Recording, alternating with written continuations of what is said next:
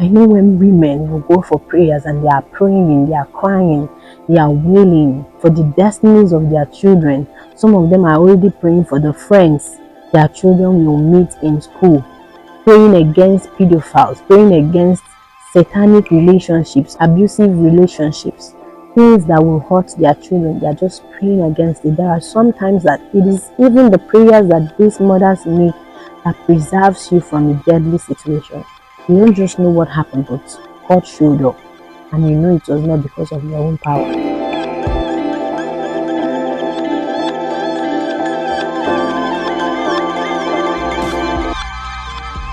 This is not the motherhood that our mothers dropped or handed over to us.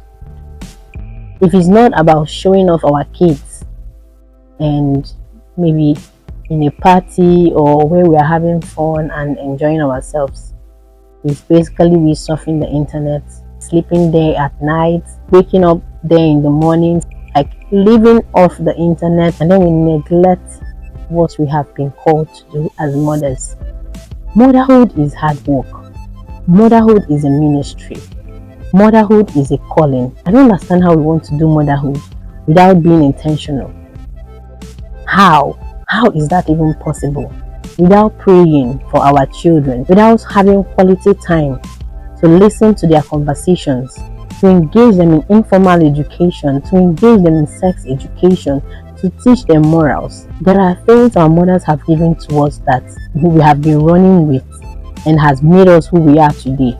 And now it gets to our own time, we want to neglect them. We want to leave everything to the teachers. The teacher who you don't even know her orientation. You don't know if it's the kind that will begin to teach your child how to gaze at the moon and the stars to get manifestations. Like, how do you want to be this careless? I used to know our mothers of those days who were always standing in the gap for us in prayers. They will hold team prayers, and the prayer points will blow your mind. They prayed for not just us, they prayed for our children. They prayed for our children's children. They prayed for our generations to come. They are the prayers that preserve destinies. They are the prayers that will hold a lot of evil from coming your way. And we are sensitive, like their spiritual antennas were just up and about. They were the typical Proverbs 31 verse 18 woman whose lamp does not go out by night, whose oil was just burning. They were typical examples of this. Women who prayed midnight prayers, who fasted, who were taking their children to church programs, to midweek services, to fellowships, to gatherings. The women whose knees are often on the ground, whose hands are lifted up always, and whose lips never stops talking to God. So that in the time when you are cooking, you are talking to God. While you are serving your husband his meal, you are speaking over his life. While your children are at school, and even though you are in the workplace, you are mentioning some few words of prayers to God about them. And oftentimes we say that the men are not there. How is it just going to be that we are the only ones doing this? Are you going to fold your hands and watch the devil take over everything that our mothers have done in the past? Are you going to say because of who is right and who is working and who is not working, and then you neglect the children that God has blessed you with and allow them to waste?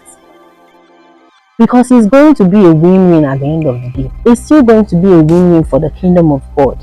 It's going to be a win for the society. It's going to be a win-win for you, for your husband who is not able to take up his priesthood in the home or his mantle and do his work. Let's not look to the right and to the left for the husbands, for the men.